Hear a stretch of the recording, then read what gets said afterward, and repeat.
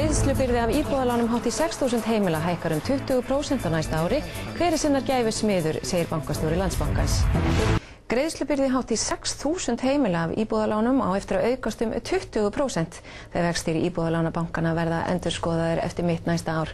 Hver sinnar gæfu smiður, segir bankastjóri Landsbankans. Ingimar Karl Helgason á markaðnum með þessa frétt. Og það lítur alltaf út fyrir að þegar íbúðalánin koma fyrst til endurskoðunar næsta haust, þá muni vera töluvert mikil aukning í greiðslubyrðinni. Þessi lán voru veitt á 4,15% vöxtum fyrir 5 árum síðan, en miðað við vexti bankana í dag þá gætum við séð einhverja hækkun á þeim vöxtum. Getur ímyndaðir hversu mikið greiðslubyrðin á eftir að aukast?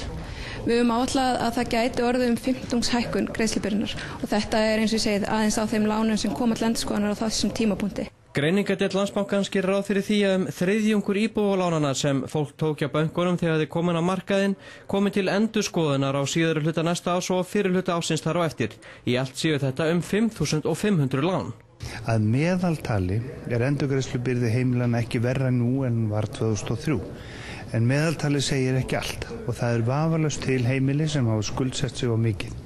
Og það verður að horfa til þess núna við gerð nýrra kjarasamninga eins og kom fram að kanna hvort menn geta tekið saman opinberir aðilar, bankarnir, allir þeir sem að veita fjármálaþjónustu að sjá hvort hægt sé að jafna sveiflurnar í því þannig að byrðin á skuldsettustu heimilin verði ekki of mikil.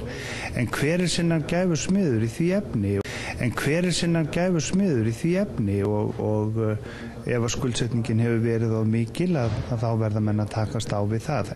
En hver sinnar gæfu smiður í því efni?